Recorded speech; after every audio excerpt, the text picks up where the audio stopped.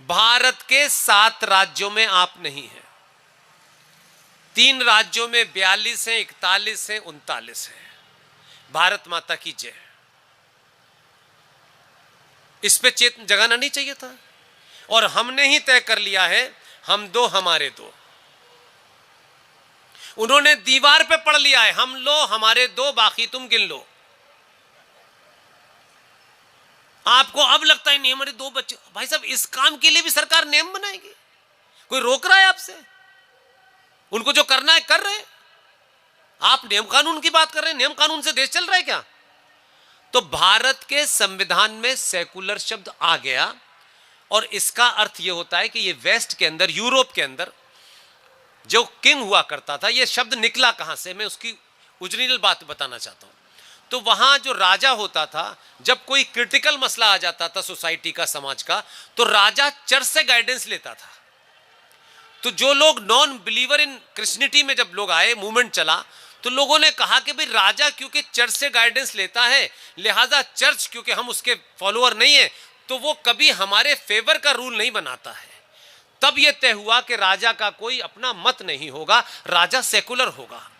अब राजा सेकुलर हो गया, भारत में भी आ गया, सेकुलरिज्म आज भी चल रहा है। बट मेरा सवाल है कि सेकुलर शब्द का मतलब यही है कि कोई भी ना छोटा है ना बड़ा है, सबके लिए एक ही कानून है, सबके लिए एक ही नियम है, गिनती से कुछ नहीं बदलने वाला। Right? Agree? Everybody is equal. किसी को ऐसा तो नहीं कि कोई आईएएस नहीं बन सकता, पीसीएस नहीं बन सकता, गवर्नर नहीं बन सकता, प्रधान, क्योंकि उसका वो मुसलमान है, कि वो पारसी है, कि जैन है, कि बौद्ध है, ऐसा तो नहीं है ना। और जब ऐसा नहीं है कि संविधान में सब बराबर हैं, सबके लिए सारी अपॉर्चुनिटीज बराबर हैं, तो ये क्या सा डबल स्टैंडर्ड है इस भारत के संविधान में। कौन वो चोर थे आपके अपने और दूसरी तरफ के? दूसरी तरफ के थे अपने वाले भी, तो उनका भी गलेवान पकड़ना कि तब जबान क्यों नहीं खोली थी, तब तुम समय पे जबान तो खोली नहीं, तो तब तुम भी मजे ले रहे थे। अब ज्ञान बांट रहे हो 24 घंटे। अगर भारत का संविधान विधि विधान से आज की डेट में सेकुलर है, तो सेकुलर का मतलब है अगर गिनती में 42,000 पारसी हैं आज की डेट में, उनको भी सारे अधिकार, प्रधानमंत्री से राष्ट्रपति बनने से लेकर के दुनिया का हर पद उनको मिलने का उतना ही अधिकार है जितना हिंदू को है, जितना मुसलमान को है, जितना सिख को है, जितना बौद्ध को है। सब बराबर हैं, सबके अधिकार बराबर हैं। तो आपने क्रिमिनल प्रोसीजर के अंदर, क्रिमिनल लॉ में तो धारा 302 में अगर पारसी भी मर्डर करेगा तब भी वही होगा, हिंदू करेगा तब भी वही होगा, मुसलमान करेगा तब भी वही होगा। लेकिन फिर मैं ये समझ नहीं पा रहा हूं, गिनती के रूप में किसने तय किया कि ये माइनॉरिटी है और ये मेजॉरिटी है? और माइनॉरिटी की परिभाषा यूएन का जो कॉन्स्टिट्यूशन है वो ये कहता है कि टोटल पॉपुलेशन का जो 1.5% होगा वो माइनॉरिटी कहलाएगा। लेकिन 42,000 पारसी भी देश में माइनॉरिटी हैं, 1.8% बौद्ध भी हैं, सिख भी हैं, जैन भी हैं, लेकिन 22 करोड़ मुसलमान भी माइनॉरिटी में हैं। और माइनॉरिटी के नाम पे जितनी दुकानें चली जा रही हैं सब मुसलमानों से कनेक्टेड है। तो मेरा प्रश्न सिंपल है, मेरा प्रश्न सिंपल है, सब बराबर हैं, तो क्या इसका मतलब हम ये मान लें कि अगर आईएएस पीसीएस का मामला हो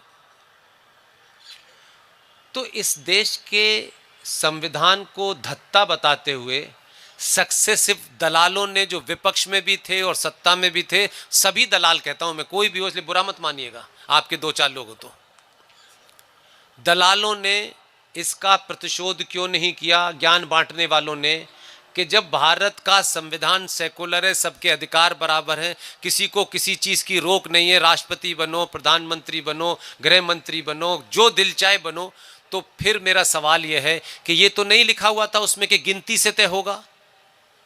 तो जब गिनती से तय नहीं होगा तो मुझे ये बताइए कि भारत की संसद के अंदर 5,500 करोड़ का एक बजट है, जिसे बोलते बोलते इन 15 सालों में 3,500 करोड़ कर दिया गया है। लेकिन मैं इस बात से, मेरा कोई खुश होने का मतलब नहीं कि मैं इसलिए खुश हूं कि 3,500 करोड़ का, मैं कह रहा हूं 3.5 रुपए का भी है तब भी मैं बोलूंगा।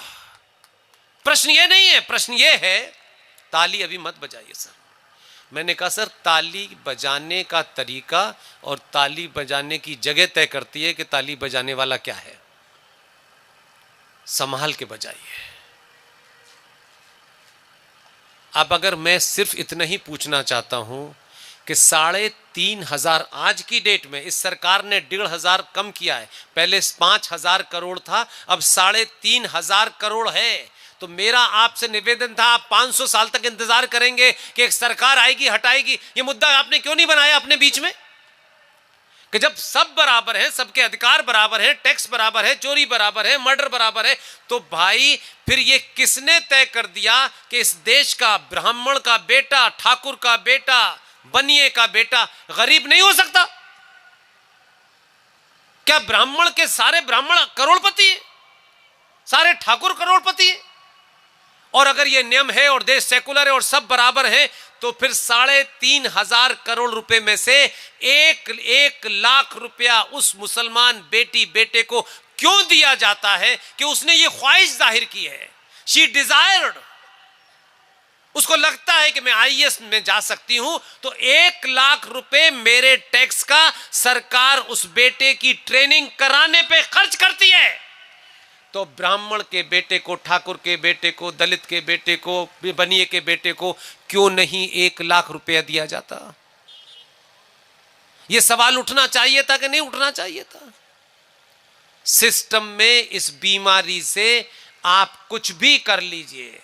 एक पुरानी कहावत है, सत्ताएं बदलती हैं, सिस्टम नहीं बदलता है। आप लाख सिस्टम में कुछ भी कर लीजिए, सिस्टम में उनकी गिनती कहां है आपको पता नहीं है।